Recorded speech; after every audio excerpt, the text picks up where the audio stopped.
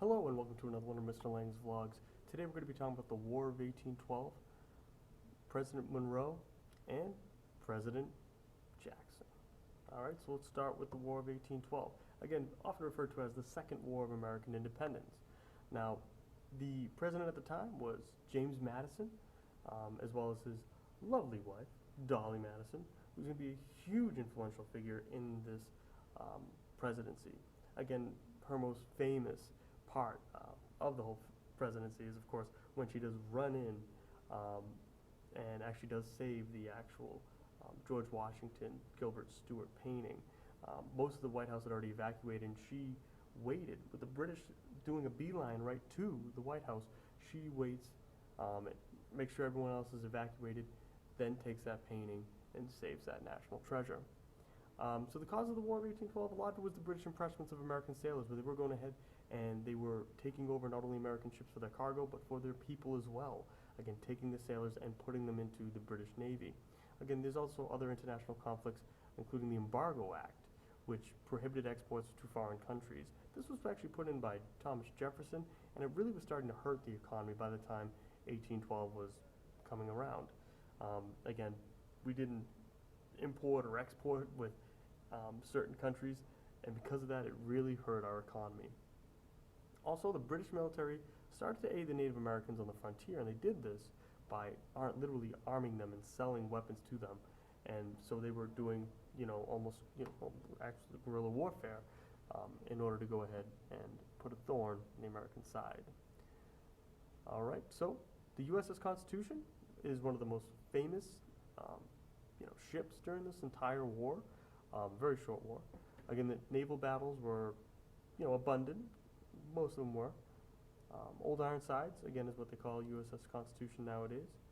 You can go see it as well. It sometimes comes up, I believe, every July 4th to Massachusetts here. Now, there's other ones that happen on the Great Lakes, and probably the most famous is Commodore Oliver Hazard Perry, who, in Put-in-Bay, goes ahead and defends against an invasion from Canada.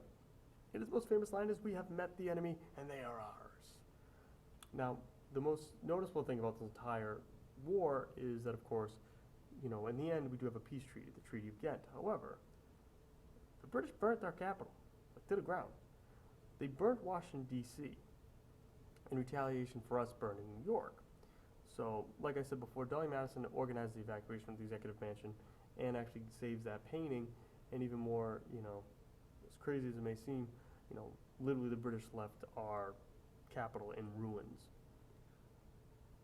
Now, Fort McHenry, very famous for one big thing that happens there, which is Francis Scott Key, who is literally captured on a British ship, and as he's captured, he creates a poem that we know today as our national anthem, the Star-Spangled Banner. Now, this poem, originally has, it has many verses, more than what we sing, but literally it was a lot because, again, all he could see from his cell at the bottom of the ship was the rocket's red glare, the bombs bursting in air, and all through the night, our U.S. flag was still there. It was great. Now, the Battle of New Orleans is very interesting because, of course, it's actually where General Andrew Jackson becomes a hero, a national hero, and he overcomes tremendous odds. He only, I believe, loses 80 or so troops, when the British troops lose thousands in this battle. The biggest thing is, of course, the Treaty of Ghent. Okay, it was a treaty that ends the war, was signed in December. The Battle of New Orleans happens in January. So technically, the Battle of New Orleans happened after the war was already over. But of course, Jackson didn't know, as New Orleans is in Louisiana and Ghent is in Belgium. So again, that's a long ways to go ahead and tell someone, okay? All right, so what are the effects of the War of 1812? Pretty simple. Britain and France gain a bigger respect for the U.S. Granted, did we win this war? I would say we didn't. Most would say it was a tie, it was a draw, because we both ceased fire in the Treaty of Ghent, because Britain wanted to focus their troops more on Napoleon and France over in Europe. But they burnt our capital. We lost. Now, the national pride starts to grow because of this. We have a huge nationalistic feeling throughout the country. U.S. manufacturing increases because we realize we really do need to start making our own stuff. And Native American resistance declines for the time being. Now, after this, we do have Monroe. All right. Now, Monroe's presidency is this huge rise in nationalism. He's actually the last of our Virginia or knee bridges presidents. He's also known as a Teflon president because, of course, he is so, things bounce right off him like Teflon. He served with Washington and Trenton, governor of Virginia, member of the Articles of Confederation Congress, minister to England, France, Spain, and the Secretary of State and Secretary of War. Again, his resume is very, very impressive. Again, he's not an original thinker or a deep thinker, really. He's very highly honorable, very highly ethical, and because of that, he makes a great president for the time. Again, he's known as a Teflon president, and he serves during this time called the Era of Good Feelings. Now, this label comes, from a little single but very important goodwill tour he does of New England in 1917. Now, in 1820, he actually runs unopposed and got all but 4 electoral votes. He almost was unanimously voted in, much like Washington is. But, again, 4 voted against, so it is one of those things where, of course, he wasn't unanimously voted in. He had a great cabinet. Again, not as good as the original All-Star cabinet, but pretty good. John Quincy Adams, William Crawford, John C. Calhoun. Again, these 3 gentlemen right here. And again, the most noticeable is, of course, John Quincy Adams, who's John Adams' son. Now, James Monroe has this serves when this nation's in a huge nationalistic feeling. Now, nationalism is the strong sense of pride or loyalty in one's country. And the U.S. felt this after the War of 1812 because we had defeated the British again. Now, this is actually labeled the Era of Good Feelings and becomes very commonly referred to as that throughout history. During this time, we also have the market revolution going on, where the American economy was altered from economy basically dependent on imports from Europe to an economy where we create our own internal commerce. We create our own things now. This obviously leads to large-scale domestic manufacturing. Another big thing is we do have the Panic of 1819 because of falling prices in the cotton and land speculation of public domain, meaning they would buy land on credit and not be able to pay it back. Okay? Now, the Missouri Compromise is very, very important because, of course, this is where we get the compromise for Missouri to become in as a state. So Alabama and Illinois have just been into the Union, and what ends up happening is Henry Clay needs to make a compromise because at the end of the day, Missouri wants to come in as a state, but the biggest question is whenever a state wants to come into the Union, is it going to be a free state or slave state? Because they've got to keep that balance even. If they had it one more than the other, then easily one of those two sides could make a vote that the other wouldn't like. So, with the exception of Missouri, Henry Clay says that slavery will not exist above the 3630 parallel line. Maine will become a free state, which was at that point still part of Massachusetts. And then that keeps that even right there. Again, he's considered the fire bell in the night when he thought of all this. And again, the difficulty of slavery as a national issue in politics becomes very clear after this, as we realize that now we are going to have to tiptoe around this until, of course, it does lead to a huge conflict called the Civil War. Here's Henry Clay himself. So to give you an idea, this is the Missouri Compromise map here. You can see that Missouri is going to be the only state above that 3630 line, which is the southern border of Missouri, that will be slave. Now, Monroe's foreign policy was pretty impressive. He improved relations with Great Britain, especially after the war. He got Florida with the Adamonis Treaty, and of course his Monroe Doctrine was something that has been carried on for centuries now, following it. So a couple of different things. Again, one of the big things is the Rush-Bagot Agreement, where there was no more warships on the Great Lakes, because they did have warships there, and we felt that threatening. We also had the Convention of 1818, where the 49th parallel between Louisiana Purchase and Canada and joint occupation of Oregon would occur. Again, that's why it's such a clean line. Have you ever noticed between Canada and the U.S.? It's because of that, with the exception of Oregon, which actually extended in. And we actually had joint occupation for a little while. We acquired Florida through the Adamonis Treaty. The U.S. assumed the claims of its citizens against Spain for up to $5 million, so we got $5 million. And we're going to go more over that when we go over Manifest Destiny. Okay? The important thing is the Monroe Doctrine. The Monroe Doctrine was where the president declared that the U.S. would consider any European attempt to colonize the Western Hemisphere dangerous to the United States and would act accordingly. So there's no interference with existing colonies whatsoever, but basically it would say we would stay out of their affairs, they would stay out of ours over in Europe. Now, what's the most interesting thing is this was actually not written by Monroe, it's actually written by John Quincy Adams. But Monroe had spoke it, so it automatically assumed under his presidency was the Monroe Doctrine. Okay?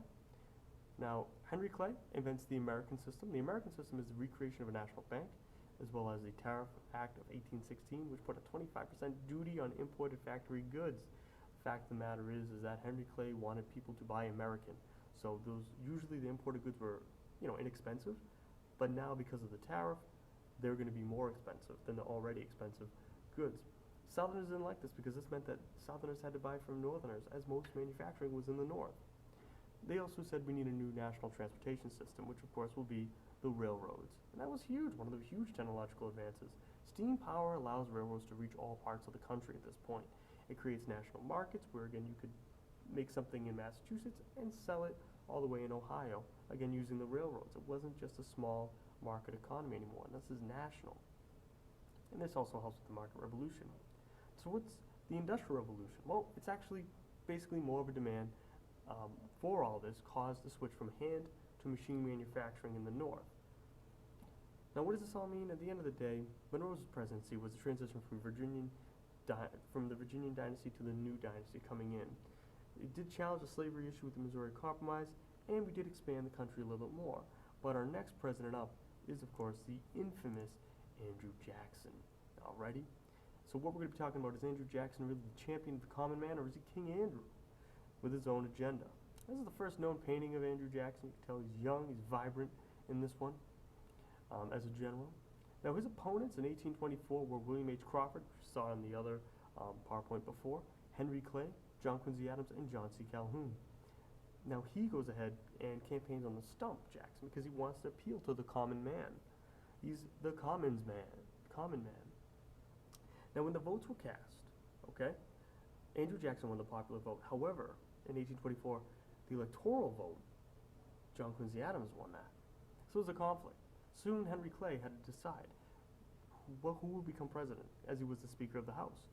Now Clay didn't like Jackson's policies, he said, so he did decide to count the electoral votes, and John Quincy Adams was our new president. However, Adams appointed Clay as Secretary of State shortly thereafter, a couple months after. So of course, Jackson and many of his followers thought that this was a corrupt bargain that was going on, and because of that, they didn't trust him, and Jackson knew that in 1828 they were going to come to head again, and this time he's going to beat him, he's going to win. Alrighty, so John Quincy Adams, not much to say about that, other than many saw Adams's vision of a mighty nation led by a strong president, but they kind of saw that as a threat to individual liberties. Now Adams believed in a strong central government was necessary in order to have a well-functioning United States, much like his dad. When the 1828 election came, Jackson's campaign was engineered by Martin Van Buren, which will soon be his vice president in his second term. During this, Jackson creates a new party called the Democratic Party from the remains of Jefferson's old Democratic Republican Party. There's a lot of mudslinging during this entire campaign. It's kind of unfortunate that, of course, the mudslinging that goes against Jackson is true, but the mudslinging that went against John Quincy Adams was false. Again, he gains the nickname Old Hickory, and voting requirements were lowered, which helped the common man vote for Jackson. Now, mudslinging is when you say a lot of things bad about your opponent, but you don't really say what you're about. And of course, this totally goes on today as well. Alright, so in the 1828 election, you can see it's a landslide with Andrew Jackson, including in the electoral vote as well. And what ends up happening is, of course, we have the Jackson Coalition. Now, the Jackson Coalition really refers to the fact that he had the spoil system, where any incoming officials were thrown out, would throw out any former appointees and replace them with their own friends. And Jackson did this often. Just imagine if Lil Wayne became president and had his whole, rap group Young Money become his cabinet. Again, they put their friends in, not qualified people for the job. Alright, so again, there is the reign of King Mob, because he does get a huge 1,400 pound block of cheese and splits it with everyone and invites 10,000 people to the White House for his inauguration party. Pretty incredible. Now we're going to get more into Jackson as president in a smaller video in part 2 as we're running out of time, okay? So, please click for part 2 as well.